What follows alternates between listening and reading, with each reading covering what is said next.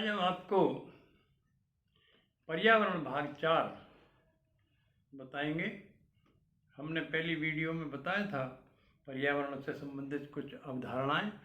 आज सुनिए, एक अवधारणा और है जो बड़ी महत्वपूर्ण है, जिसका बताया जाना जरूरी है। तो एक अवधारणा है पारिस्थितिकीय अवधारणा। इससे तात्पर्य ये है कि जितने भी इस धरातल के ऊपर जीव जंतु रहते हैं उनमें मानव भी है। इनकी एक विशेषता ये है कि या तो अपने को उस परिस्थिति के अनुसार, उस पर्यावरण के अनुसार या तो अपने को बना लेते हैं, या फिर इनमें से मानव एक ऐसा प्राणी है जो पर्यावरण को अपने अनुसार बनाने का प्रयास करता रहता है। जैसे कि मैं एक उदाहरण बताऊं कि जो प्राणी ठंडे क्षेत्रों में रहते हैं, अर्थात ध्रुवीय क्षेत्रों में रहते हैं, वो अपने ऊपर ठंड से बचने के लिए रोएं धारण कर लेते हैं।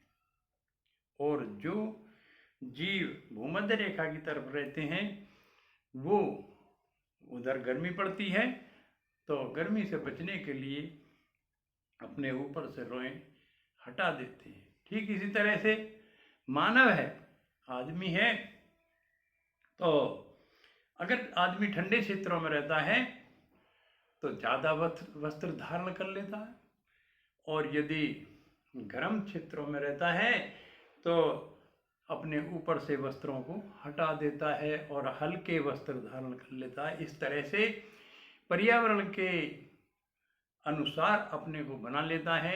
या अब जैसे कि कुछ ऐसे भी साधन संपन्न लोग हैं कि खूब गर्मी पड़ती है और उस गर्मी पड़ने पे भी वो कोट वगैरह धारण कर लेते हैं, क्योंकि उनके यहाँ एसी लगे हुए हैं, तो गर्मी से कोई मतलब ही नहीं है। गर्मी के मौसम में भी वहाँ ठंड महसूस होती है। तो कहने का मेरा तात्पर्य ये है कि परिस्थिति के अनुसार जो जीव जगत है, वो जीव जगत परिस्थिति के अनुसार अपने को ढाल लेता है। अगर नहीं ढालेगा तो काम नहीं चलेगा, या तो जीवन समाप्त हो जाएगा या कोई ना कोई समस्या आएगी। इसी तरह जैसे कि पहले पाषाण युग में पशुओं की तरह मानव रहता था, तो उस समय मानव के भोजन की समस्या थी, खाद्य पदार्थ की समस्या थी। जब आदमी कृषि कार्य वगैरह करना नहीं जानता था तो शिकार पर ही निर्भर करता था। और उस समय क्योंकि विज्ञान ने भी ज़्यादा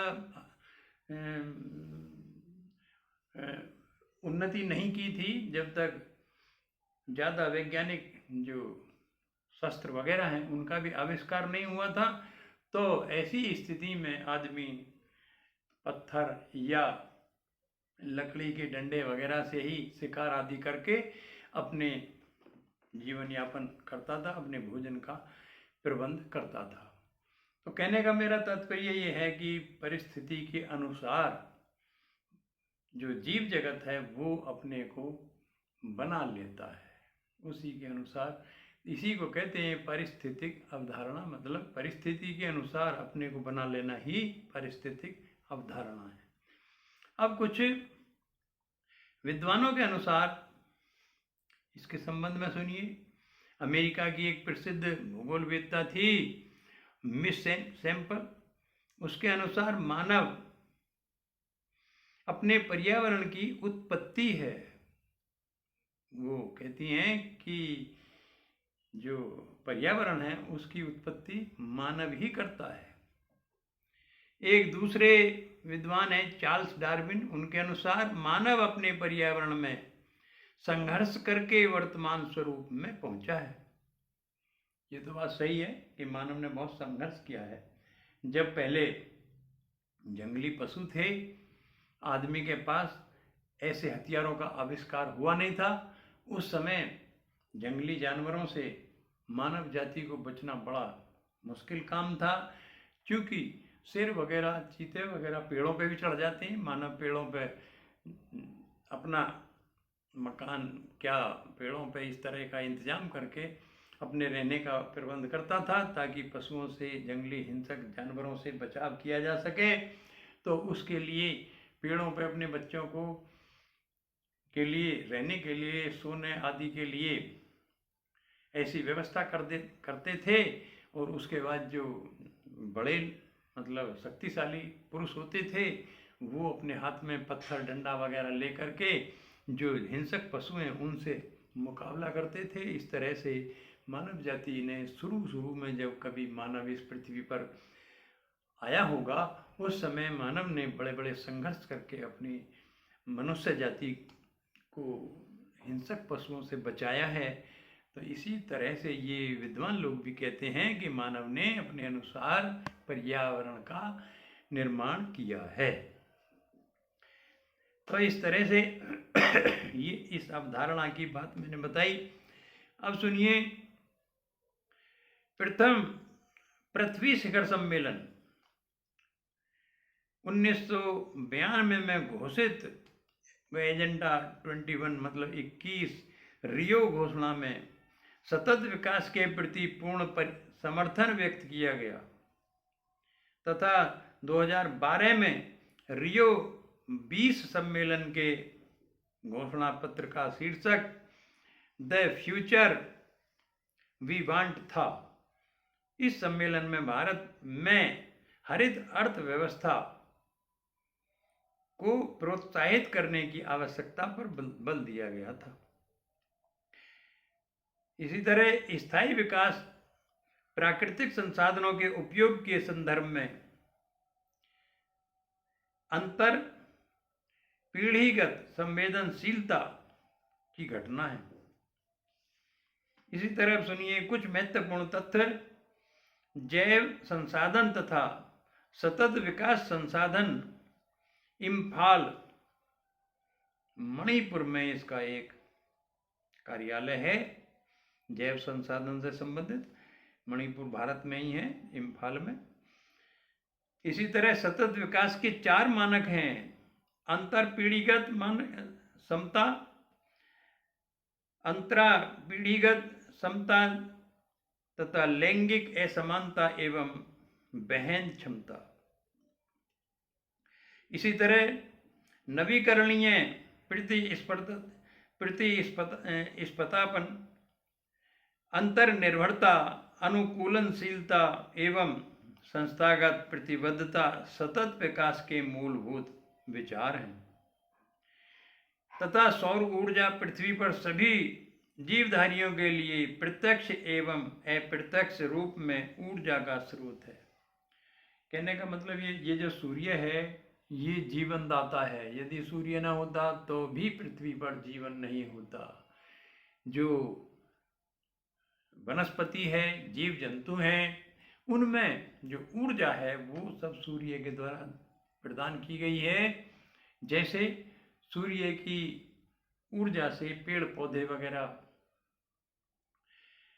हरे भरे रहते हैं, पैदा होते हैं। उन पेड़ पौधों पर आधारित कुछ जीव जंतु हैं जो उन्हें खाते हैं, उनसे प्राप्त फल वगैरह को खाते हैं। जैसे मनुष्य कृषि फसलें करता है तो वो भी तो एक वनस्पति है, तो उन्हें खाता है, उनसे ऊर्जा जीव जगत में आ जाती है। और जब जीव जगत के जो जीव हैं वो मरते हैं तो उनके शरीर भी गल सड़कर इस धरातल में ही, भूमि में ही मिक्स हो जाते हैं और वो ऊर्जा फिर दोबारा से भूमि में पहुंच जाती है और फिर वहाँ पर वनस्पति उगाती है। इस तरह से ऊर्जा कभी समाप्त नहीं होती है और ऊर्जा का संचालन मतलब एक दूसरे में परिवर्तन होता रहता है और आगे किसी न किसी जीव में वो ऊर्जा चलती रहती है।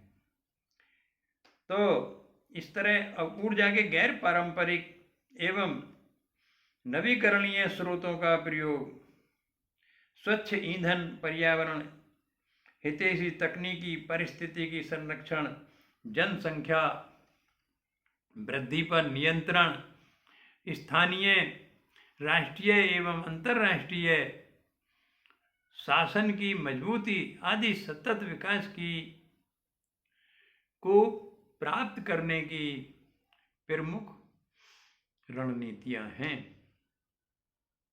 तथा सबके लिए सतत ऊर्जा दशक 2014 से 2023 संयुक्त राष्ट्र संघ की पहल है तथा इस पर्यावरण से संबंधित बहुत सारी वर्ष में तारीख हैं जिनमें कुछ विशेष काम किए गए, उन्हें मैं शॉर्ट वीडियो में किसी दिन बताऊंगा। अब सुनिए, वर्ष 1987 की हमारा साझा भविष्य नामक रिपोर्ट, जो इंग्लैंड की रिपोर्ट है, में सतत विकास की आधुनिक अवधारणा प्राप्त की गई है। वर्ष 1992 में रियो की जनेरियो ब्राजील में हुए प्रथम पृथ्वी शिखर सम्मेलन में 21वीं शताब्दी में सतत विकास की प्राप्ति के लिए बनाई गई कार्य योजना कहलाती है। रियो सम्मेलन में एजेंडा 21 के अलावा पर्यावरण एवं विकास संबंधी रियो घोषणा पत्र तथा वनों के टिकाऊ प्रबंधन के लिए वक्तव्य सिद्धांत पर भी सहमति बनी थी।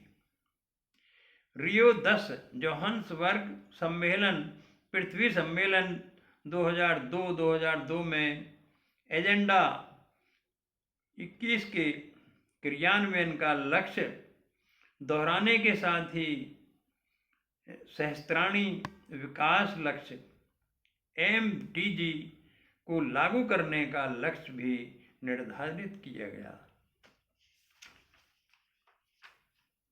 इस तरह से रियो